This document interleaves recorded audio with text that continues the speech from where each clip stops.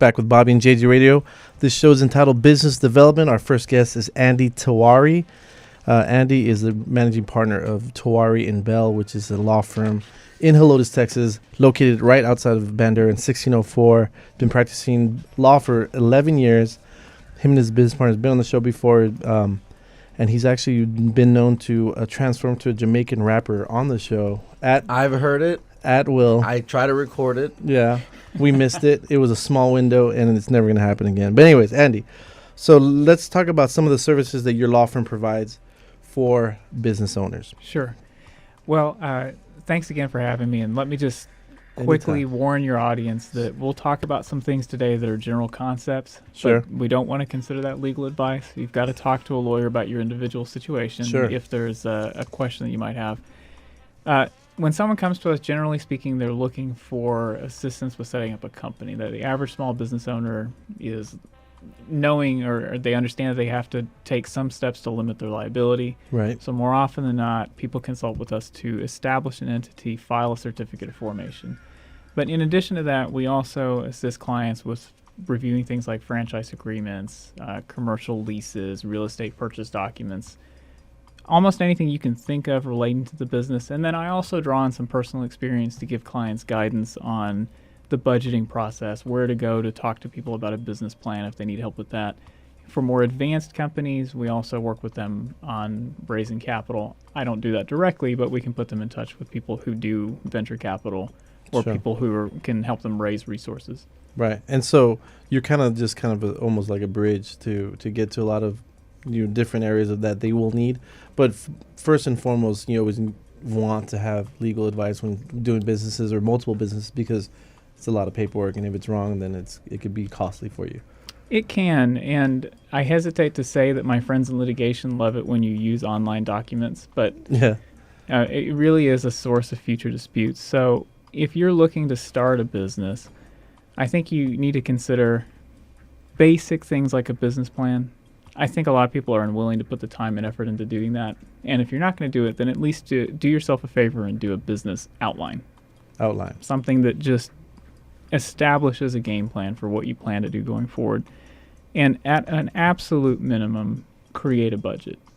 Right. And if that's a very basic document that everyone needs to have, and then you need to understand at the end of the day, how are you going to generate revenue? Right. And I see that these are things that have been around forever. Everybody knows about them. But time and again, and you see it especially in the bar and restaurant business, right? People sort of assume that if they build it, everyone will come. Exactly. I've heard this. That's not true. Yeah, it's Kevin Costner's restaurant. Okay. Yeah. But Little Sluggers.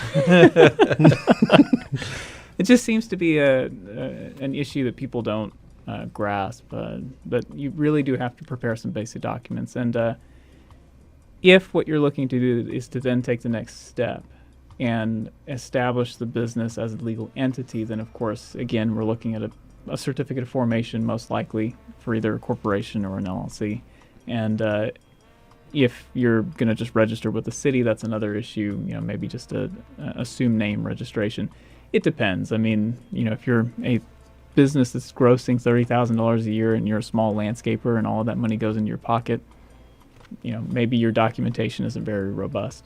Right. But on the other hand, if you're a tech startup, then you need to be thinking in a different way. Sure. What if you're a tech startup that's making $30,000 a year? A lot of them start that way. But you got to, I think big and think in the long run, are you going to sell the business down the road? And so that's why you need these outlines or business plans, you feel, because if you think big and then you assume growth and then you're prepared for it, then when it comes to the point where your business is so big, and if you don't have that documentation yet, or if you've never done it, then it starts to get a little hairy. It does. Most of us are optimists, but most of us aren't very good at putting pen to paper and figuring out whether that makes sense. Sure.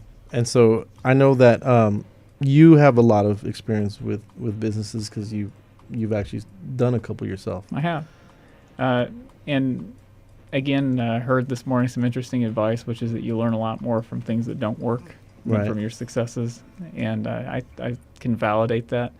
I've started a tutoring company. I've started... which my son is using, by the way. Yeah. And he started that? Well, Brainiacs. Co-started it, I should say. I got to give Omar credit. he ran the San Antonio operation, and I ran the Houston operation. Houston didn't last because I was focused on other things, and I learned a lesson there about running a business. And Brainiacs is now very successful, and Omar deserves a lot of credit. Sure. Omar Akil, for the record. Yeah. I also co-founded a local bar and restaurant, which has become pretty successful. So my personal experience in business has been based on, having that risk go exactly the opposite direction of where I wanted it to go. I also had a medical practice consulting business in addition to my law practice. So yes, I've done a lot of these. So we can learn from your costly mistakes and just get with you on that. I like that. Yeah. Yeah, it doesn't cost me any money. It costs all the money from you from before. So if This is true. you're just joining us, this is Andy Tiwari with Tiwari and Bell. He's a lawyer, managing partner of the law firm Tiwari and Bell that's in Helotes, Texas, right outside of 1604 in Bandera. So Andy, can you explain some of the different types of businesses and when they should be used? Sure. So I think what you're talking about is the corporate structure. Right, exactly. The traditional one that everyone probably knows about is the corporation. There's some large publicly traded corporations we all know of. Started sometime in the 1600s. I remember. Maybe you were there. Maybe even older than that. We don't know for sure. We just know that the first joint stock company was around that time. The idea is it acts as its own person. It shields the individual owner from liability. And it basically limits the potential losses of the investor to the money that they put in. So that's the concept of the corporation. Right. It's a good structure today for a business that maybe wants to work outside state lines, or for a company that really has a large number of diverse shareholders and really needs an independent board to address concerns of shareholders and have officers that are being monitored by that board. It's also a good structure for people that know in the long run that they want to take their company public. It's not that you can't take other companies public. It's just this is the one everyone knows and loves. Right. The other, I guess the drawback to it is just that it's a little bit more complex. It's limited in its tax benefits or strategies, and it's cumbersome for a small business owner. Right. There's also the concept of a partnership. Sometimes you end up in those without really meaning to. Mm-hmm. And in a general partnership, it's one of the older forms of business. There you go. Like a marriage? Yeah, I didn't mean to do that. Darn Vegas. Vegas. Partnerships are great in the sense that they're very flexible, Right. but they carry a lot of liability because, at least in a general partnership anyway, we don't have enough time to talk about all the different forms of partnerships that exist. Some have limited liability protection. Right. But the average partnership puts you at risk for the acts of both you and your partner, and your personal assets tend to be at risk. As a result, you don't see it very often, except maybe between two companies. Right. I'd say more than 100,000 entities filed in the last few years were LLCs. The LLC is kind of a happy marriage between the flexibility of a partnership and the asset protection of a corporation. Right. So we get the ability to act as a big company, but we understand that behind that little LLC is maybe 1 to 2 people. Right. And the LLC operating agreement governs the way that it runs and is very flexible. It's, again, I'd say a 10-to-1 favorite as far as what the average business lawyer is going to recommend for a small business owner to use. Right. Also very flexible from a tax perspective. Can be a pass-through partnership, C Corp, or an S Corp. Awesome. And then the last one, I guess, would be a franchise.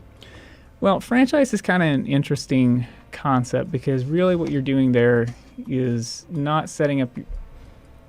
You're not establishing a separate entity that is a franchise. You're working with another company that has an existing business model. So a franchise owner may still have his or her own or their own corporation, partnership, or LLC. They're just trying to duplicate it Exactly. over and over again. And hopefully they're working with a very good franchisor because franchises vary quite a bit. Sure. And as far as whether they really bring value to the table. So what are some of the common mistakes that business owners would make, you think, Andy? One of the most common errors that I see is that they don't budget properly. They don't understand how much it costs to actually have proper accounting, how much it costs to actually have proper legal work. I think a lot of people say, well, I'll just go ahead and start things, and then we'll deal with that later. Kick the can. Yes. Some of these sites like LegalZoom and Rocket Lawyer. You don't like them? Well, I don't mind them. I don't mind them if you know what you're doing. But I like to tell people it's like going to the doctor with a headache and telling him to go ahead and give you an enema, or her, Right. whoever the doctor happens to be. I mean, maybe that's an effective treatment for some things, but, the doctor has much better knowledge Right. of what's the appropriate treatment, and so does an attorney. Right. If you go to and download a form, you may even establish an entity in a way that you shouldn't. And sometimes what I found is that these entities are frequently out of date with updates in our law in Texas. Sure. If I were to give you just a couple other things, I would tell you that a lot of business owners try to do payroll in the beginning on their own. And I think it's such a low-cost thing to outsource that's a headache you ought to take off of the top of your head. we do. Invest early in some kind of accounting software. Yeah. Or go see Ed. Yeah. And so, real quick, what is some of the questions that a business owner should ask before working with a lawyer, you think? In my opinion, if you're a small business owner, you ought to ask the attorney what kind of experience they have with small business themselves. Sure. I think it's important to know whether they really understand how their advice works in practice. Right. In theory, a complex trust is a great asset protection tool. In practice, it can be very cumbersome for a business owner to work with. Right. So ask that question. What's their experience with small business? If you're asking for a contract, let's look at how much that contract has been litigated in the past so that the attorney knows what kinds of disputes have occurred with it, Sure. if that's possible. Or they can circumvent all of that and just go to TexasLegalPros.com and talk to Andy Tiwari himself. You can. What was that website again? Texas spelled out legalpros.com, and you can get a hold of him at 210-417-4167. Again, that's 417-4167. We'll be right back. Bob and JJ Radio.